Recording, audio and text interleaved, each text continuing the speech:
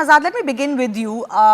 There is a lot of speculation going on. Of course, it's a very risky area to get into, and India would like to stay as far away from this speculation that sometimes happen on social media, etc. But how do you look at this pattern that is emerging of many such killings in Pakistan? I've highlighted the ones that we can be very certain and sure of. There are some other names that are floating around. I think it's a very healthy sign that these murderers and terrorists who lived by the sword should go by it too. I mean, it's their nemesis because of these acts which they have been doing for such a long time. And why only speculate about India? It could be ISI, which finds them worthless now, which has to, give a shining example to the FATF how it is trying to control terrorism at home.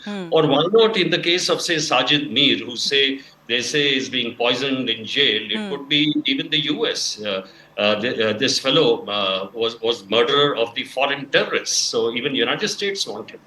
I would not even speculate on this. For example, you see many of the terrorists who have been there before, and they were being shifted from Lahore to many other places by the Pak ISI, depending on their usefulness. Some of them have completely lost their usefulness, and they are not even worth anything to India. But in the case of Udhampur, carnage which took place, injuring about 13 soldiers of ours and killing 2 of them, I think it's a very, very healthy sign that these fellows are getting knocked off. Well, of course, India will welcome the news. I'm just trying to wonder what's really going on. So let me go across to Sushant Sareen as well. How do you read these developments? A little bit has been blown out of proportion, and this whole unknown men, unknown gunmen thing has become a thing of its own. But if we get down to the bottom, what do you make of what's happening? Could it really be what some suspect? These terrorists losing their worth in Pakistan and therefore being bumped off? Shivani, you can't take what is happening lightly. If it was 1, 2, maybe half a dozen cases, you could have said that, it could be a coincidence or something like that. When you have something like nearly 2 dozen guys being bumped off, and this is a process which starts way back in 2013. When the first LeT guy, who was a very close bodyguard of Hafiz Saeed, was bumped off. But in the last 1 year or so, if you have so many people being bumped off, and all of them dying unnatural deaths, even Roday's death, you say it's a heart attack. There are people who say, he was administered some kind of a poison, somebody pricked him or something. We don't know. The Pakistanis, of course, deny that even Panjwar was there or Roday was there, because then how do they explain their presence in Pakistan? But obviously something very mysterious is happening. True. Now, why it is happening is something we can only speculate about. Probably there are elements of, there are 6 possible explanations. One is internecine warfare.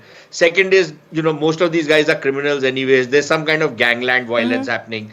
Third is that, this is the Ra network, as the Pakistanis call it, that the Ra is doing all of it, which I think is rather far-fetched.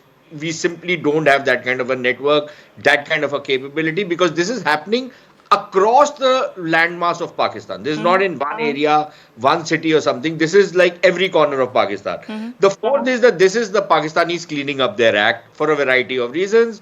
FATF maybe, but for a variety of other reasons. Fifth is that, maybe it's a kind of a CBM that they're doing. Maybe, the spooks on both sides have exchanged some lists. I don't know that, maybe that is the reason why the Pakistanis are doing it. So there are these reasons.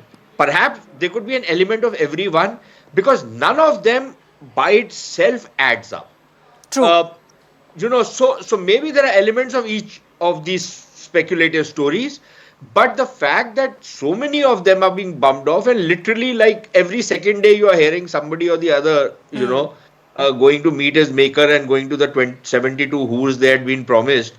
I don't know, that would happen in the case of Roday and this other fellow Panjwar. But the others probably have a legitimate expectation of those whores and all the other stuff which awaits them. But, it's kind of unusual what's happening. So it is unusual, which is why we're discussing it. And this yes. Vani, what is most unusual is the silence inside Pakistan. I was going to come exactly to that. We're not really